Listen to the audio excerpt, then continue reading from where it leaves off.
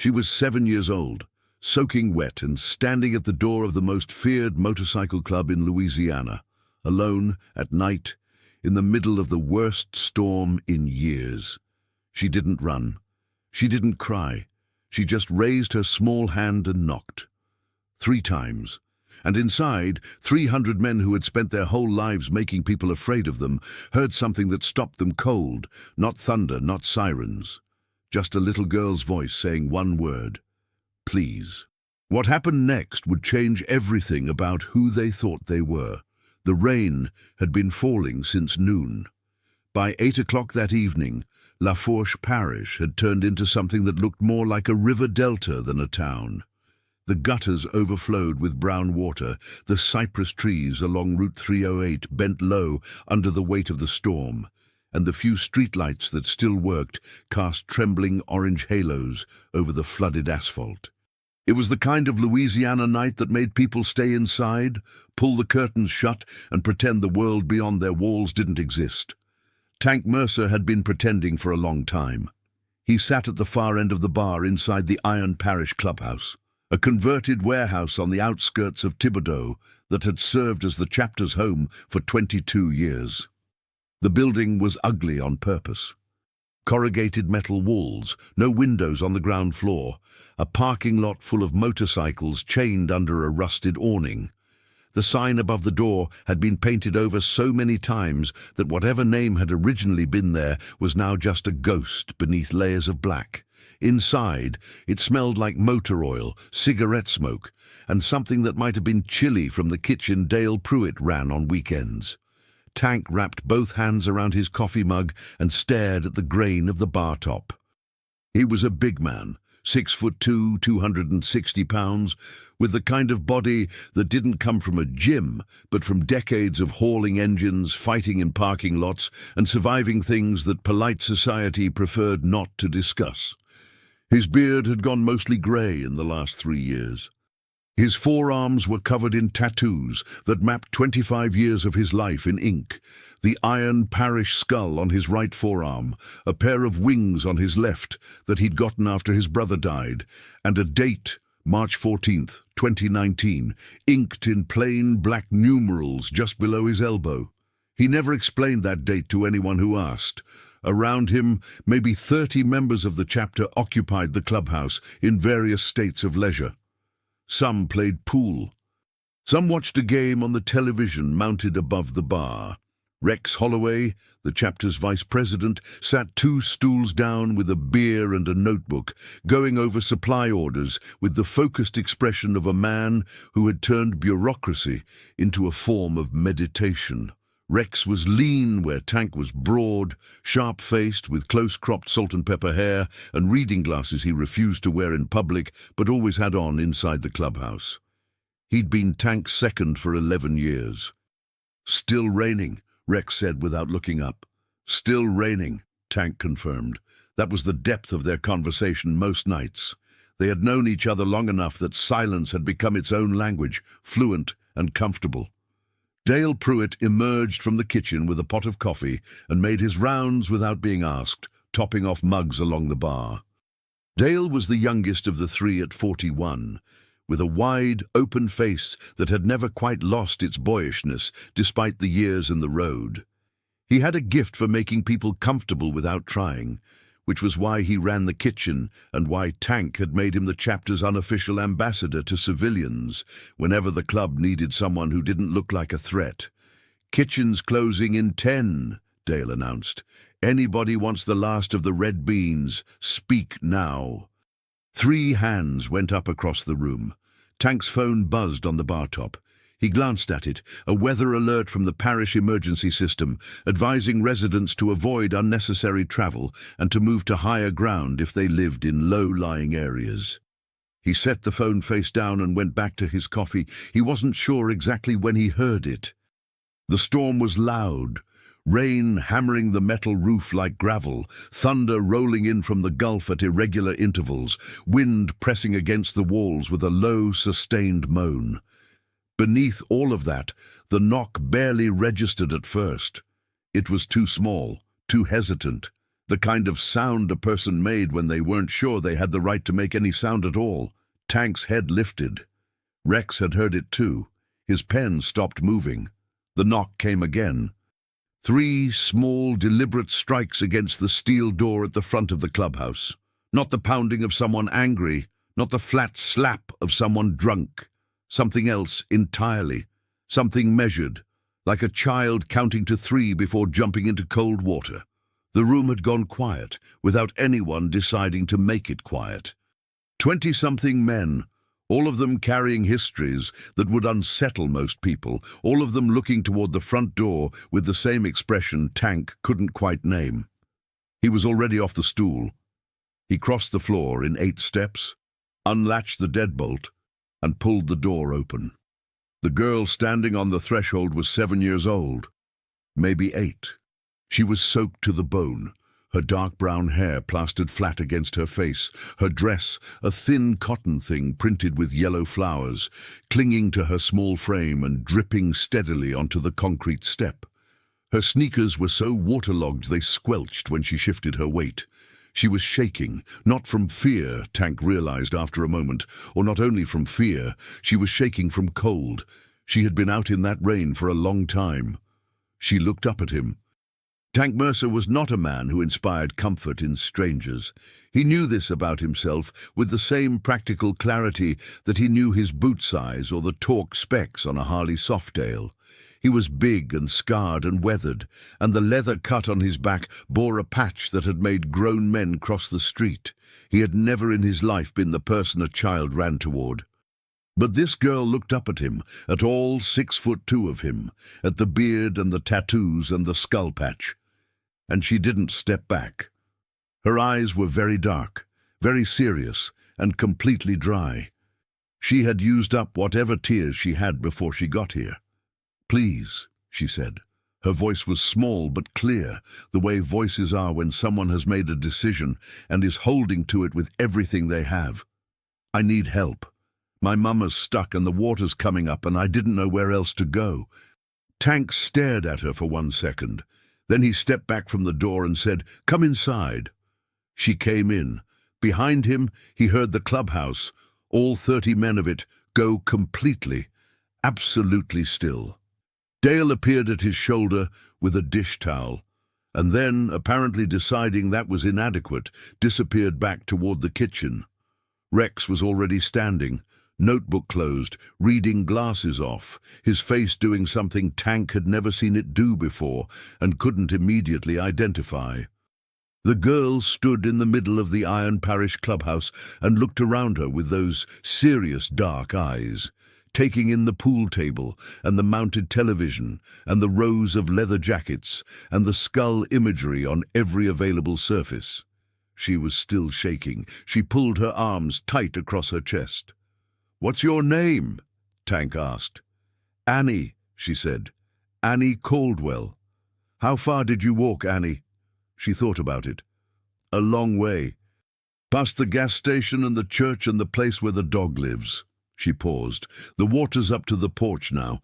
Mama can't walk and I couldn't carry her."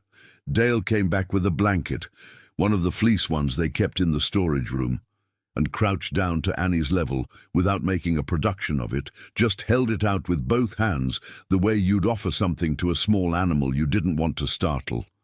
Annie took it and wrapped it around herself. "Can you tell us where your house is?" Tank asked.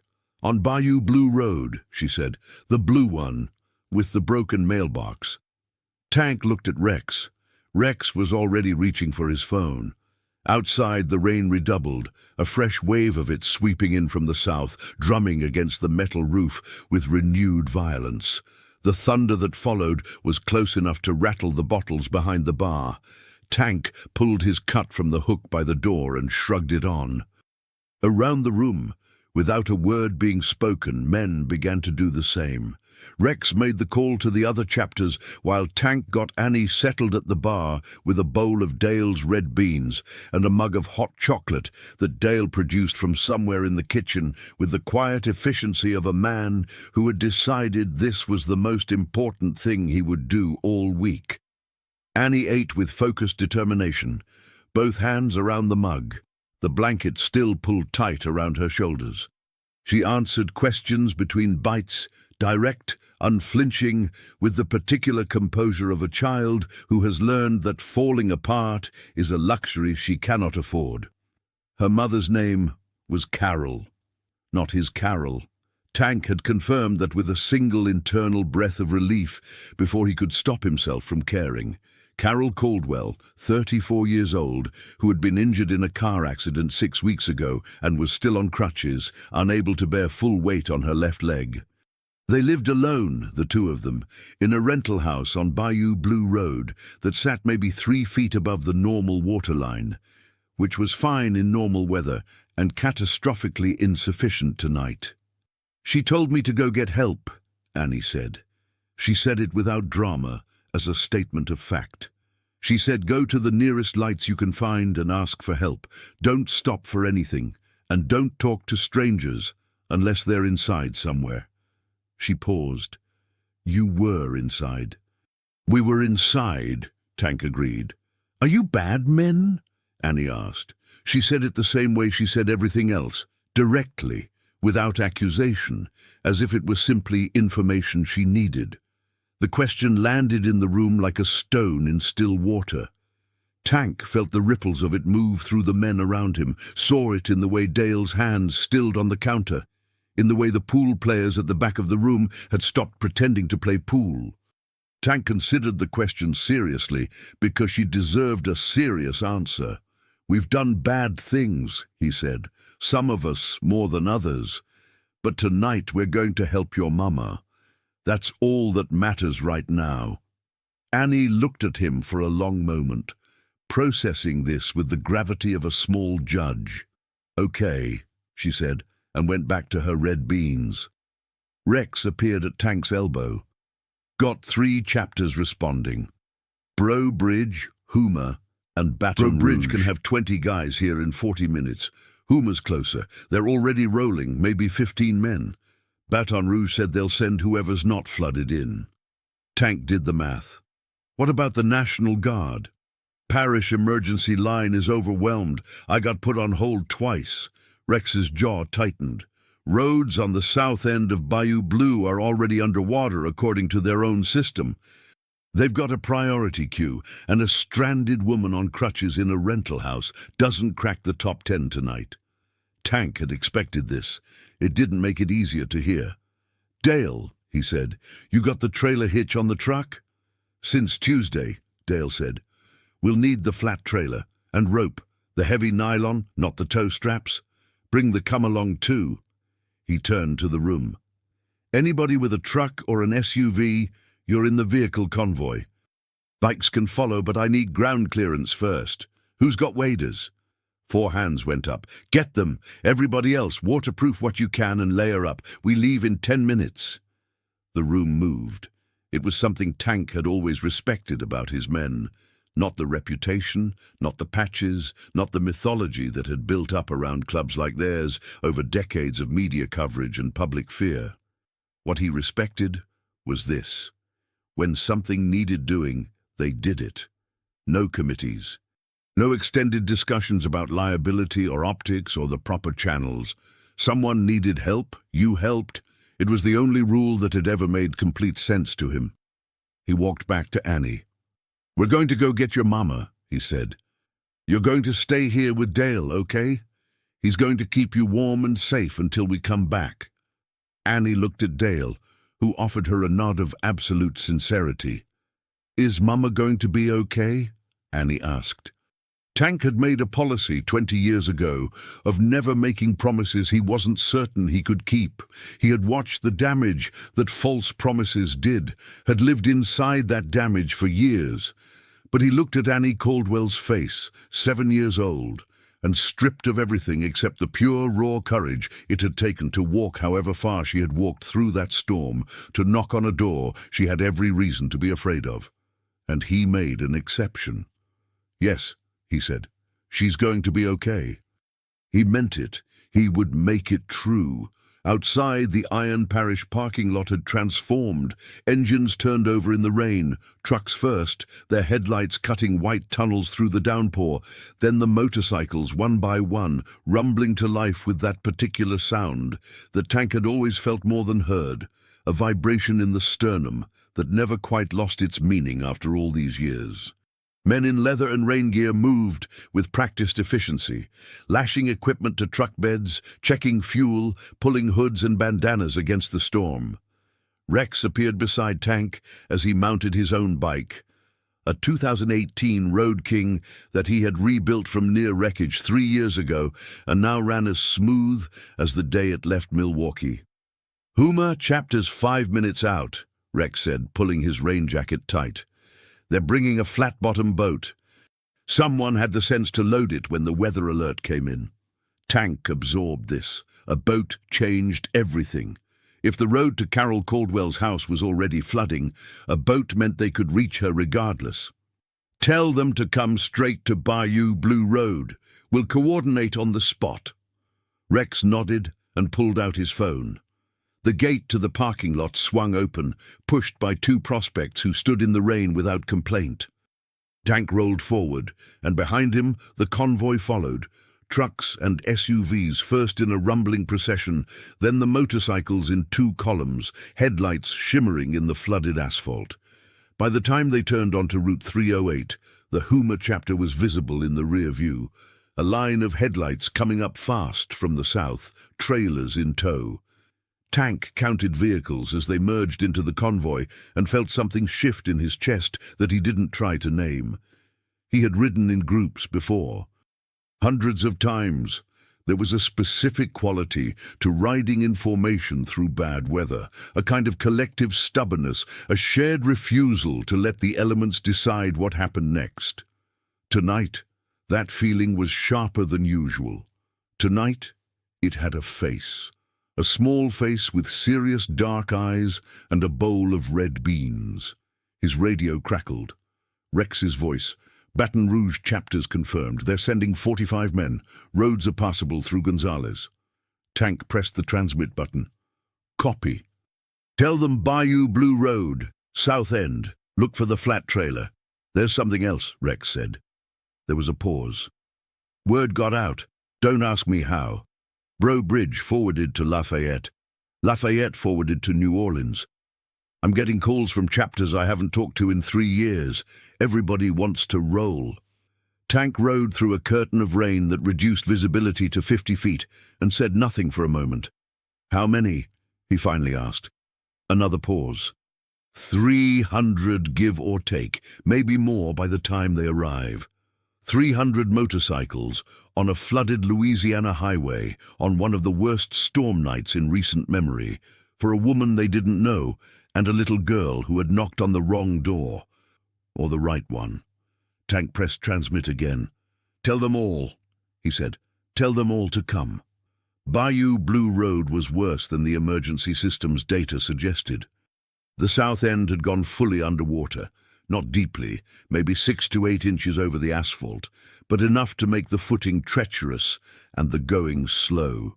The trucks pushed through it with their high clearance, headlights illuminating the strange flat mirror of floodwater that extended in every direction into the darkness.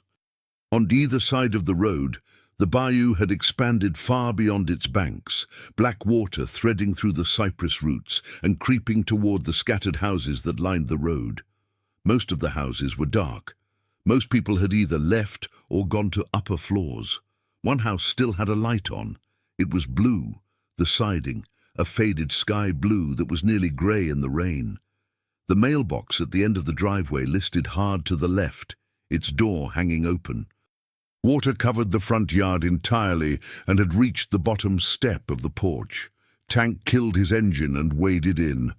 The water was cold, colder than he expected, with a current to it, subtle but real, pulling at his boots. He had the heavy rope coiled over one shoulder and a flashlight in his left hand. Behind him, he heard the sounds of men dismounting, of boots hitting water, of equipment being unloaded from truck beds. He reached the porch steps and climbed them. The front door opened before he knocked. Carol Caldwell was 34 years old, blonde, with the kind of exhausted beauty that comes from carrying too much for too long. She was on crutches, one hand gripping the doorframe with white-knuckled intensity, and she had been crying, though she had stopped now and replaced the tears with something harder and more useful.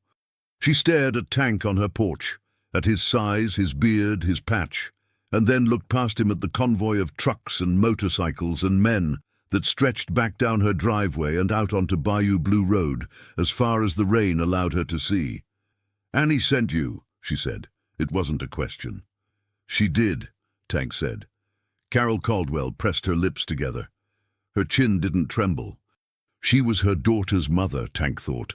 The same quality of composure, the same decision not to spend energy on anything that wasn't useful. "The water's coming up fast," she said. "I couldn't get myself out. I tried." Something flickered in her eyes. Not weakness, but the specific anguish of a capable person confronting their own limits. "I really tried." "You don't have to anymore," Tank said. "We've got you. What do you need to take with you?" She blinked, swallowed. "There's a bag," she said, "by the bedroom door. Annie's backpack, her things are in it, and my medication's on the kitchen counter." She paused. "That's all." Tank turned to Rex, who was already on the porch behind him. Rex went inside without a word. Tank held out his arm to Carol Caldwell. After a moment she took it. Getting Carol out of the house took 6 minutes. It should have taken 2, but the water had risen another inch during the time it took Rex to retrieve the bags and Tank to assess the safest path back to the trucks. The current was stronger now. Whatever drainage system was supposed to handle this kind of rainfall had given up, and moving a woman on crutches through 6 inches of moving water in the dark required the kind of patience that Tank had spent most of his life learning to access. Rex took the bags.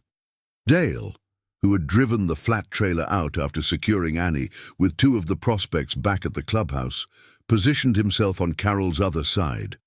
Between the 3 of them, they walked her down the porch steps and across the flooded yard with the slow, coordinated care of men moving something precious. Around them, the rest of the Iron Parish chapter and the Houma contingent had spread out along the road, some directing traffic, some assisting the flat-bottomed boat that the Houma members had launched into the deeper water at the south end of the road, some simply standing in the rain as a kind of human perimeter, a visible declaration that this place was attended to. Carol said nothing during the walk to the truck. She kept her eyes forward and her jaw set. Once when her right crutch found a submerged pothole and she lurched sideways, Tank caught her weight without thinking, just absorbed it with his left arm and steadied her. And she said, quietly and with great seriousness, "Thank you," he said. Almost there. They reached Dale's truck. Tank lifted her, carefully with both hands the way you'd lift something you were afraid of breaking, and settled her into the passenger seat. Rex stowed the crutches in the truck bed. Dale went around to the driver's side. It was done. Tank stood in the rain beside the truck and felt the particular hollow aftermath of adrenaline leaving, the moment when the crisis is resolved and the body doesn't know what to do with itself. His radio crackled. Rex from somewhere behind him. "We've got a problem on the north end." Tank walked toward the sound of Rex's voice and found him standing at the edge of the road where it rose above the floodwater, his phone to his ear and his face doing the thing it did when the news was bad and he was deciding how to frame it. "What?" Tank said. Rex lowered the phone. "There's a family, Galveston Street, 2 blocks north. House got hit by a fallen tree, took out part of the roof. 2 adults, 3 kids, oldest is maybe 12. Water's coming in through the ceiling, not the floor, and they've got no way out. Neighbors called it into 911 an hour ago, still waiting on emergency services." Tank looked at the rain. He looked at the line of headlights still arriving on Bayou Blue Road. The Baton Rouge chapter, he realized, and behind them the distant rumble of something larger, the advance wave of the 300. "Can the boat reach Galveston Street?" he asked. If we portage it 2 blocks through the neighborhood, yes. Then we portage it. He touched his radio. All chapter leads, this is Tank. We've got a secondary rescue on Galveston Street, 2 blocks north. I need the flat-bottom boat team to redirect. Baton Rouge chapter takes point on Galveston. Iron Parish stays on Bayou Blue until the area is clear. Houma, split your guys between both locations. The responses came back fast. Affirmatives, no hesitation, no discussion. This was what 300 men who had ridden through a storm for a stranger could do. This was the arithmetic of showing up. The Baton Rouge chapter reached Galveston Street in 11 minutes. Tank heard it on the radio. The chapter lead, a man named Harris, who Tank had met twice at regional gatherings and remembered as someone who spoke rarely and acted quickly, calling in a calm, methodical commentary as his men broke the boat out and launched it into the standing water that had accumulated in the family's front yard. "Contact made," Harris reported. "Family is on the 2nd floor. Father has a head laceration from debris, non-critical. 3 kids, all mobile. Mother is good. We're loading now." Tank acknowledged and went back to coordinating Bayou Blue Road, where the remaining problem was an elderly couple, 2 houses down from Carol's Blue House, who had refused to evacuate earlier in the evening on the grounds that they had ridden out every storm since 1965 and saw no reason to change their approach now. They had changed their approach now. The water in their living room was knee-deep. Tank waded in himself. The couple, Mr. and Mrs. Fontaine, 78 and 76 respectively, lifelong residents of Lafourche Parish, received him with the particular dignity of people who have decided to be neither embarrassed nor grateful, just practical. "The cat," Mrs. Fontaine said immediately.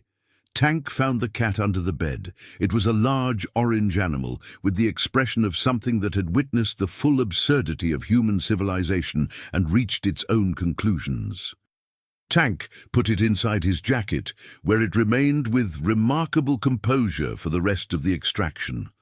Mr. Fontaine, who had not spoken since Tank's arrival, looked at Tank's patch as they reached the porch and said, with the flat assessment of a man who had formed opinions about motorcycle clubs decades ago and was now revising them in real time, "Never thought I'd say this."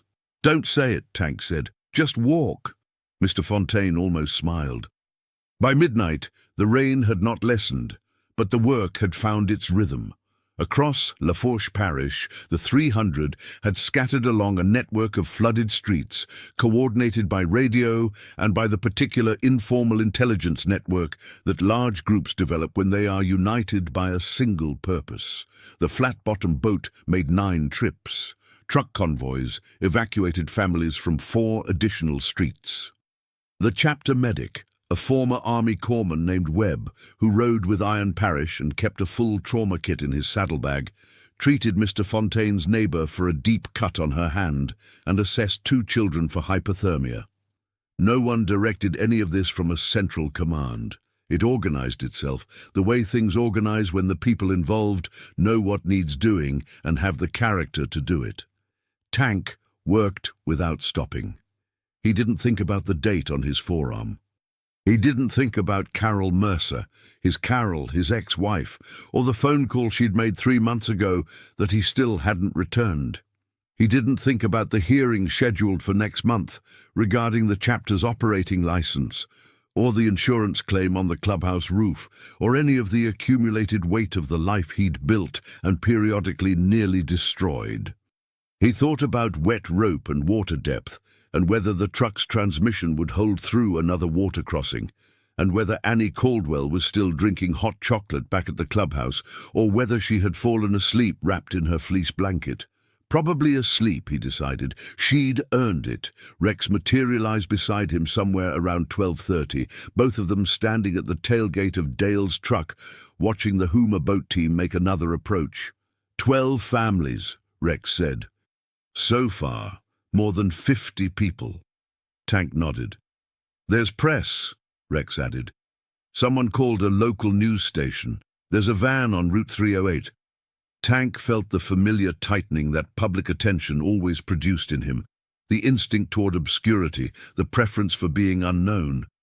He'd spent most of his adult life cultivating a reputation that kept people at a distance, and that reputation had done its job reliably until a 7-year-old with soaked sneakers had walked through his front door. "Tell them nothing," he said. "They're going to film anyway." "I know." He paused. "Let them." Rex looked at him. "People should see this," Tank said. Not with pride, without pride, actually, as a simple statement of fact. Not us, specifically. Just this. People should see that this is something that happens. Rex was quiet for a moment. Then, "You know this doesn't change what we are." "I know. The parish is still going to cross the street when they see us coming." "I know that too." Rex looked out at the rain and the boats and the line of headlights and the men moving through the water, and said nothing else. The call came at 1:47 in the morning. Tank was on Route 308, sitting on his bike at the edge of the flood line, drinking coffee from a thermos that Dale had materialized from somewhere. The rain had finally begun to lighten, not stopping, but pulling back from its earlier ferocity, settling into the steady, moderate fall that would probably continue until dawn. His phone vibrated. Unknown number, with a Louisiana area code. He answered it. "This Tank Mercer?" The voice was male, middle-aged, with the particular flat authority of someone who wore a uniform. "It is. Deputy Frank Stills, Lafourche Parish Sheriff's Office. I'm on Bayou Blue Road." A pause. "I think some of your people are here." "Some of them," Tank said. "I've been driving this parish for 22 years, Stills said. Tonight I counted, best I can tell, somewhere between 280 and 320 motorcycles on roads that I was just telling people to avoid. I've got 12 addresses where your guys beat my department to a rescue by anywhere from 40 minutes to 2 hours. Another pause. Longer. "I want to talk to whoever's running this." "You're talking to him." Silence on the line. "All right," Stills said. "Where are you?" Tank told him. 8 minutes later, a sheriff's cruiser pulled up beside him, and Deputy Frank Stills got out, a compact, weathered man in his 50s with a grey mustache and the careful eyes of someone who had learned to read situations quickly and update his assessments without ego. He looked at Tank for a long moment. Tank looked back. "The woman on Galveston Street," Stills said.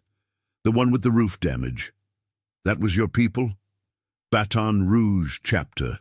Man named Harris ran that operation. There were 3 kids in that house." Stills' voice had changed, the official register dropping into something more direct. "Water was coming through the ceiling. By the time my nearest unit could have gotten there..." He stopped. "The father had a head wound that needed attention. One of the kids was showing early hypothermia." "Webb handled the medical," Tank said. "He's former Army. He knows what he's doing." Stills nodded slowly. "I know about you," he said. "Your chapter, Iron Parish." "I know you do. I've pulled members of your club over. I've answered calls at your location. I've got files." "I'm sure you do." Stills was quiet for a moment, watching the rain. A truck from the Baton Rouge chapter rolled past them, carrying what appeared to be an entire family. 2 adults, 2 children, a dog, and what Tank suspected was a guinea pig in a plastic carrier. "I owe you something," Stills said finally. "I'm not sure what the right word is." "You don't owe us anything," Tank said. "People needed help. We helped." "That's not..." Stills stopped, started again. "That's not how this usually works. With your kind of organization." Tank turned to look at him directly. "My kind of organization," he repeated. Stills met his eyes without flinching. "I'm not apologizing for the history," he said. "But I'm standing here at 2 in the morning watching 300 of your people pull my parish out of a flood, and I don't have a frame for that. I'm telling you that honestly." It was honest. Tank recognized honesty the way he recognized engine trouble. By feel, by something in the quality of the sound. "We've got a little girl back at the clubhouse," Tank said. 7 years old, name's Annie Caldwell. Her mother's Carol Caldwell. She was rescued from the Blue House on Bayou Blue. She's at our location now, being looked after. When things calm down enough to move her safely, she's going to need to get to a hospital to have that leg checked. Stills pulled out a notepad. I can arrange transport. I'd appreciate that. Stills wrote. The rain fell. The trucks continued their slow procession along the edge of the flood line. Can I ask you something? Stills said. Go ahead. How did this start? Tonight, I mean. How does something like this, he gestured at the convoy, the boats, the scale of it. How does it start? Tank thought about a small hand making 3 deliberate knocks on a steel door, about serious dark eyes and soaked sneakers, and a voice that said please with the absolute clarity of someone who had decided to trust the world one more time, despite every reason not to. A kid knocked on our door, he said. Stills absorbed this. That's it? That's it, Tank said. At 2:30 Rex found him.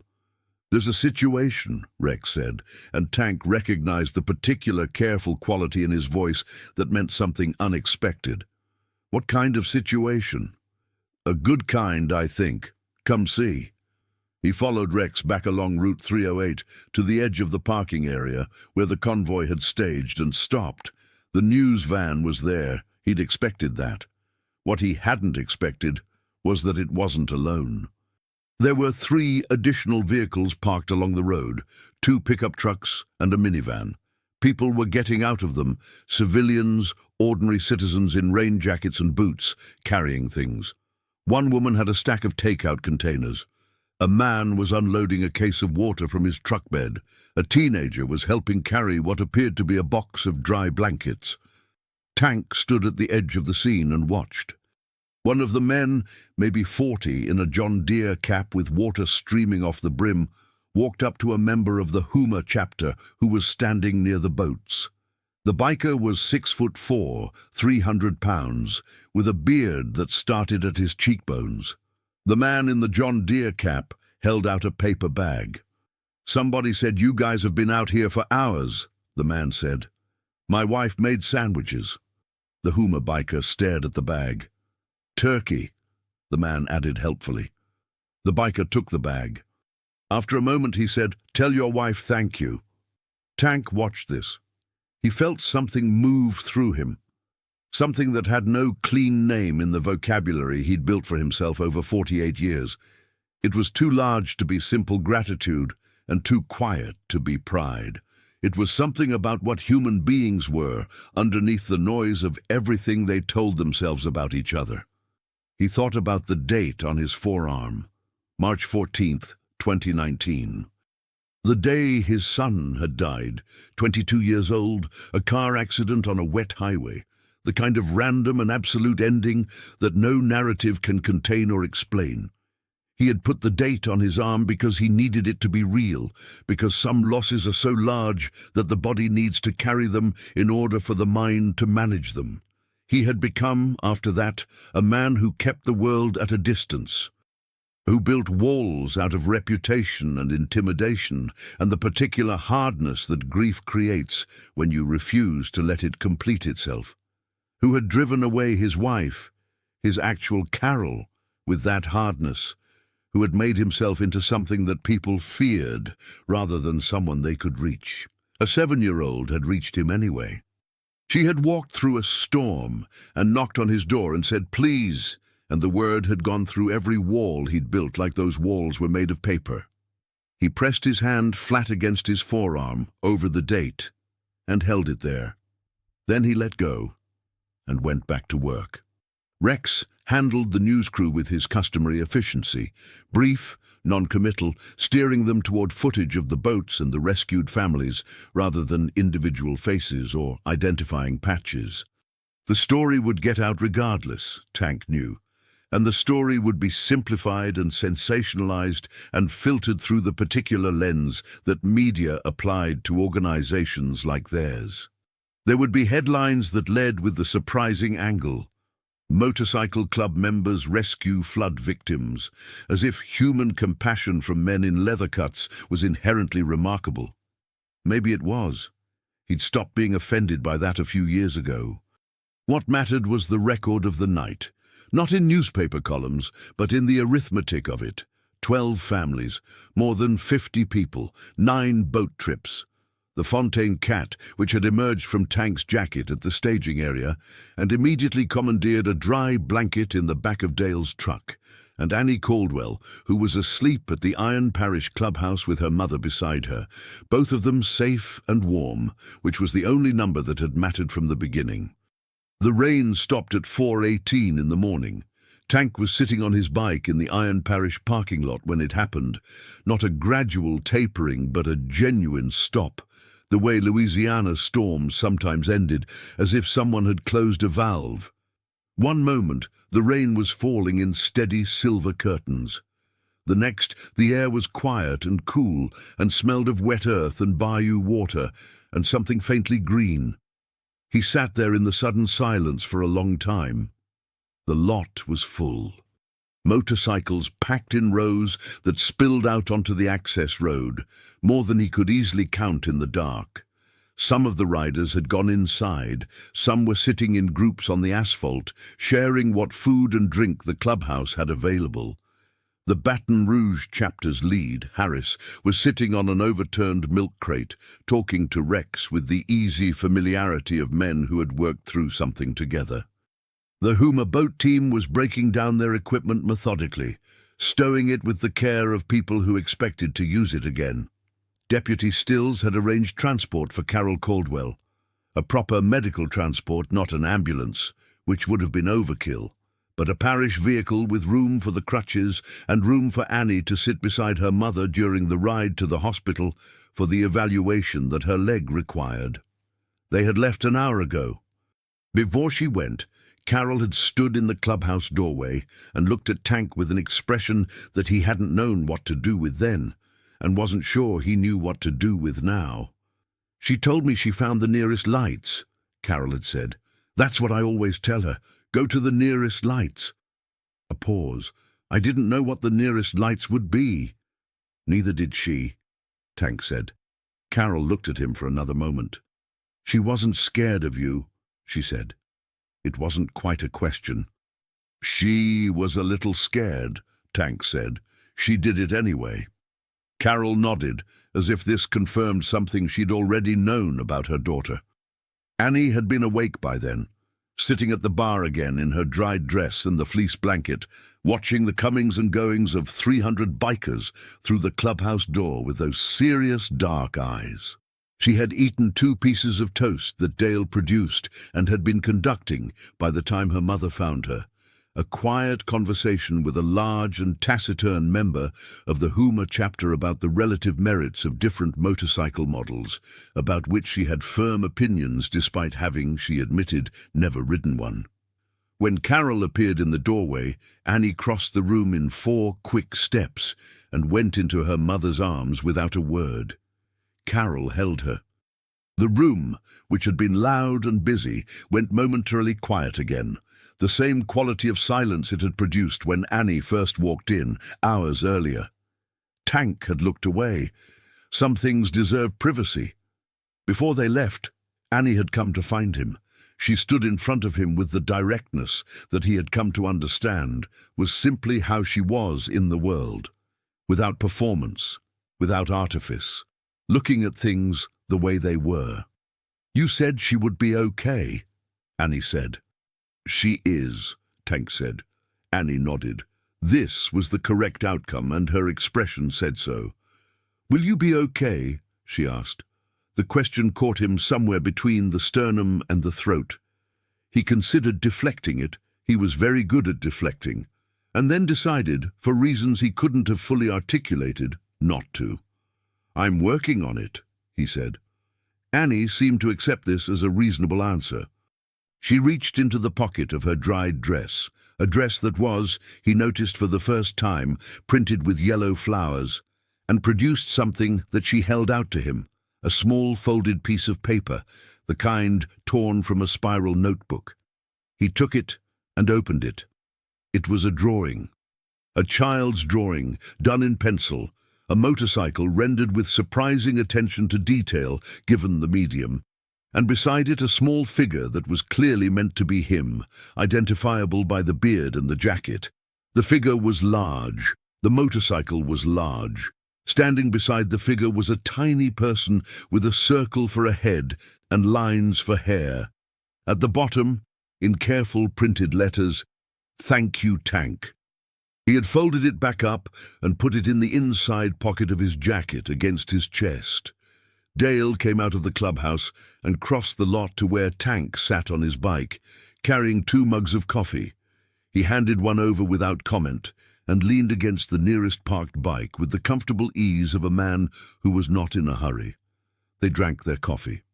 "Harris wants to talk about a joint relief fund," Dale said after a while.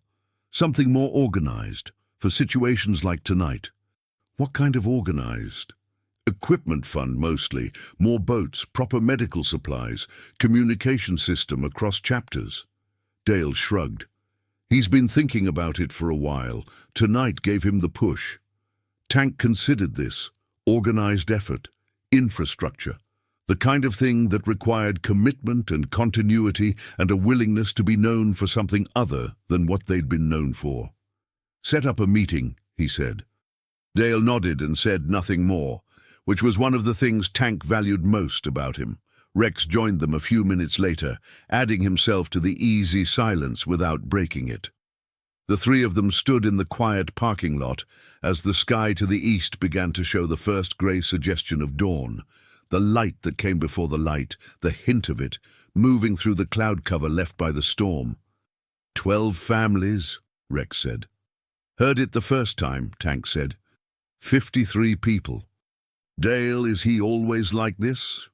"Pretty much," Dale said. Rex almost smiled. He had his reading glasses on, which meant he was relaxed.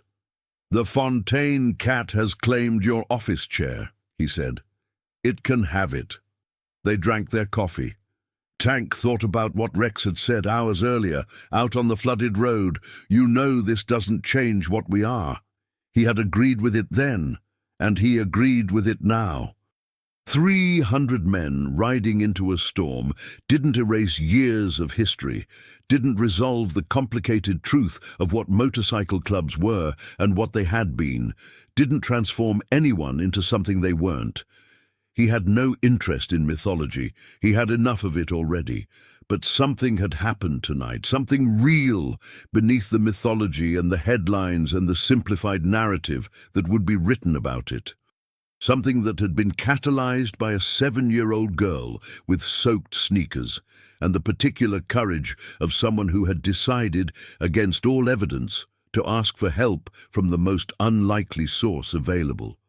She had knocked on their door, and 300 men who had never been the people anyone ran toward had become, for one wet and exhausting and strangely clarifying night, exactly that. He thought about calling his Carol, his ex-wife, not the woman on Bayou Blue Road. The phone call he'd been not making for 3 months. He thought about the hearing next month and whether he wanted to fight it or let it go. He thought about his son, whose date he carried on his arm, and whether he had been carrying it as a memorial or as a punishment, and what the difference between those 2 things was. He was working on it. He'd told Annie that, and it was true. The sky lightened. "Going to be a mess to clean up," Dale observed. "Debris everywhere. A lot of people are going to need help with that too when the water recedes." "I know," Tank said. "We could put together crews, connect with the parish, legitimate relief work." Dale said this carefully, not pushing, just offering. "I know," Tank said again. Rex and Dale exchanged a glance over his head that he pretended not to see. "Set it up," Tank said. "Both of you. I want a plan by the end of the week." He finished his coffee and set the mug on the seat of a nearby bike. Around him, the Iron Parish chapter, and the remnants of 300 men who had come from across Louisiana stirred in the grey pre-dawn, checking their bikes, talking in low voices, making the slow preparations to return to their own lives and their own chapters and whatever awaited them on the other side of the night. Some would leave now, some would stay for a few more hours. The parking lot would thin gradually, like water finding its level. Tank reached into his jacket and touched the folded piece of paper against his chest. "Thank you, Tank," he thought. "No, kid, thank you." He started his bike. The Road King came alive under him with its familiar resonant vibration. That sound in the sternum, that feeling of something large and reliable and continuous. He sat with it for a moment, not moving, just letting it run. Then he rode out of the parking lot, alone, into the grey Louisiana dawn. The road was wet and empty and stretched ahead of him toward a horizon that was, slowly and without drama, beginning to turn gold. He didn't have a destination. He just rode. For the first time in a long time, that was enough.